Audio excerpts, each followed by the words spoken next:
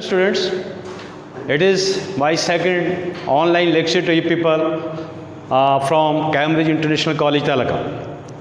My first lecture was about composition of papers.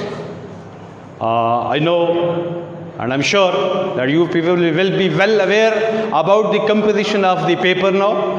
And now we're going to start our first chapter. That is chapter number 1, book 2, chapter number 1, title है The Dying Sun, written by Sir James Jeans.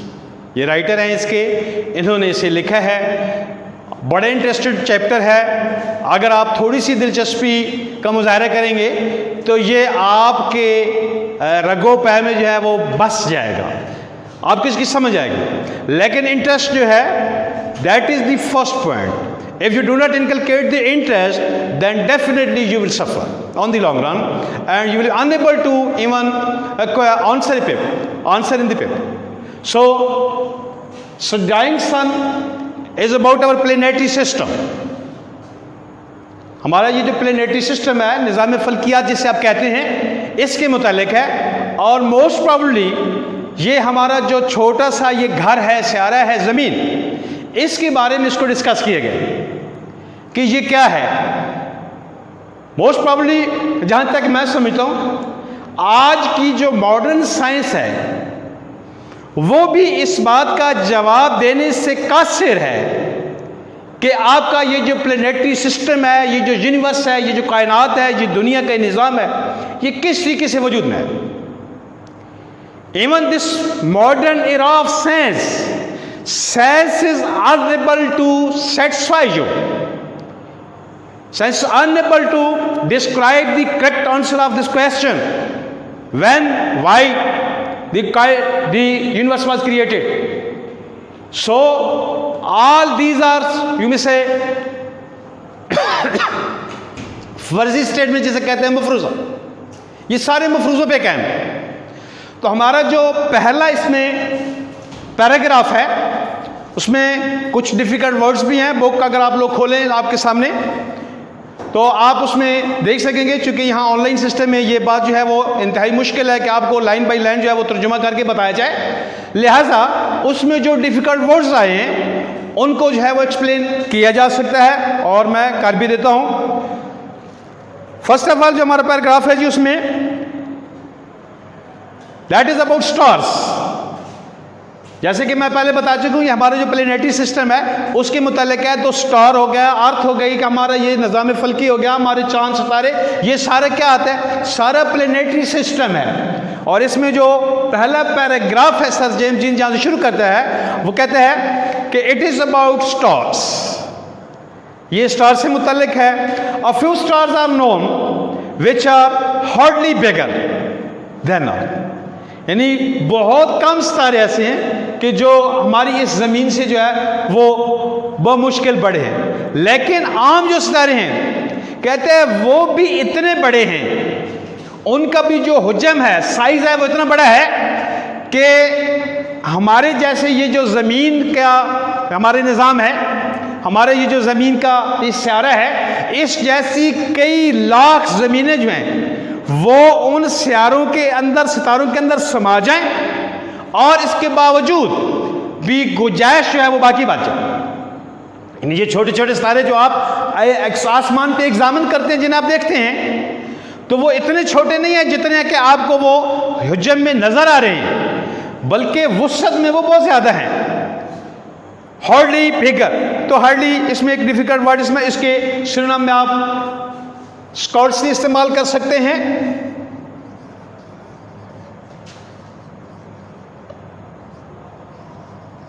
स्कॉर्ट्सली ये इस्तेमाल किया जा सकता है, और मुश्किल के मानों में हम इसको इस्तेमाल करते हैं. ठीक है, बेरली भी इस्तेमाल किया जा सकता है. ये सिनोनिम है. चूंकि सिनोनिम आपका जो है ये क्वेश्चन है ऑब्जेक्टिव का, ये जानना आपको जरूरी है. और जिस वक्त आप सिनोनिम से वाकिफ नहीं होंगे, आप इसकी मीनिंग नहीं जानेंगे, आप इसको एक्सप्लेन करने के काबिल नहीं होंगे. But most of them are so large, बल्कि सितारों का जो ये निज़ाम है उनमें से कुछ बहुत बड़े भी हैं, that hundreds of thousands earths could be packed inside, कि हमारी ये सैकड़ों, बल्कि सैकड़ों क्या, हमारी ये जो हजारों ये ज़मीनें हैं ये उनके अंदर समा जाएं, और फिर भी क्या है, and still space is there, इतनी सारी जो है वो ज़मीनें उसमें इन सितारों में पैक कर जाने के बाद, समो जाने के बाद, कहता है फिर भी वहां पे इतनी गुंजाइश बचती है कि मजीद कई ज़मीनें वहां पे समा सकती हैं, and leave room to space, फिर भी क्या है, लीव, वहां तो गुंजाइश बच जाती है, space is there, here and there we find an immense stock, कहते हैं हम बाज़ एक सारे को जो है वो इधर उधर हरकत करते हुए, घूमते हुए पाते हैं, and the total number of stars in the universe, most important point of the chapter is, कहते हैं and the total number of stars, सितारों की जो पूरी कायनात में जो सितारों की तादाद है उसका कंपैरिजन किया जा रहा है, मुवाजना कर रहा है किस चीज से, is probably something like the total number of grains, कहते हैं जो सीशोर, हमारे जो सीशोर हैं, समुद्री जो हमारे साइल हैं, उन पे बिखरी हुए जो रेत के ज़रात हैं, कहते हैं इन सितारों की तादाद उन समुंदर के जो ज़रात हैं, कहते हैं समुंदर के किनारे पे जो बिखरी हुई रेत के, कहते हैं उनसे भी ज़्यादा है, उनसे भी बढ़कर है। अब इमेजिन करें, ज़रा सोचिए कि रेत का ज़रा जो है वो कितना स्पेस लेता है, कितनी जगह लेता है, और आसमान की वसअत का और सितारों की वसअत का फिर अंदाज़ा करें कि हमारा ये जो जितने भी सी शोर्स हैं, समुंदर के किनारे पे फैले हुए रेत के ज़रात हैं, कहते हैं आप इसकी कैलकुलेशन करें, आप इसकी काउंटिंग करें, आप इसको जमा करें, आप देखें तो कहते हैं उनकी तादाद इन रेत के ज़रों से भी जो है वो ज़्यादा है। And the total number of stars in the universe probably something like the total number of grains of sand, correct, grain of sand, ये जो रेत के ज़रात है, on all the seashore समुद्री किनारे,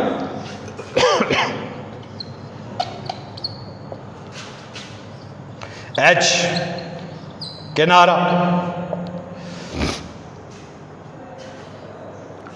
on all the seashore,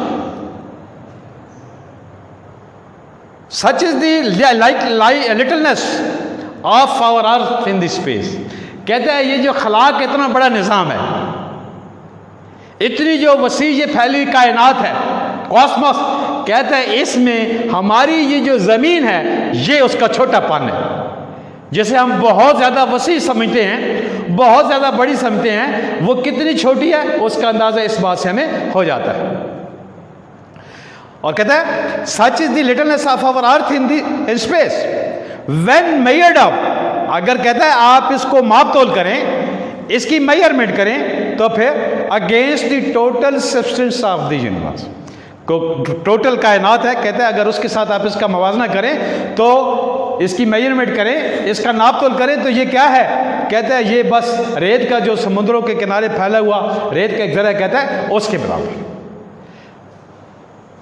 चंद एक इसमें लफ्ज़ इस्तेमाल हुई हैं, मज़ीद कोई आप देखें, अगर उनमें से पैराग्राफ कंसल्ट करें, उसको पढ़ें, पढ़ने के बाद अगर किसी चीज़ में आप समझते हैं कि आपको डिफ़िकल्टी आती है जो मैं आपको नहीं बता सका किसी वजह से, तो यू मे कंटेक्ट मी, मैं इंशाल्लाह आपको उसके बारे में बताऊंगा, मज़ीद ब्रीफ भी कर दूंगा, क्योंकि सारा जो पैराग्राफ है उसको ट्रांसलेट करना वर्ड बाय वर्ड जो है ये ज़रा नामुमकिन है, तो इसलिए सिर्फ उसका जो मेन मफहूम है, ठीक है, एलिक्सर जो है उसका, वो आपको बताना कि ये सारा हमारा जो प्लेनेटरी सिस्टम है उसको इस चैप्टर में जो है वो डिस्कस किया गया है। और जो पहला पैराग्राफ है वो स्टार्स के मुतल्लिक है, हमारी ज़मीन का ये जो छोटा सा सितारा है जिस पे हम रह रहे हैं इसके मुतल्लिक है, और फिर इसको तशबीह किस बात से दी गई है कि हमारे जो समुंदर के साहिल हैं उन पे फैली हुई जो रेत के ज़रात हैं ये उनमें से एक है। Thank you very much. उम्मीद है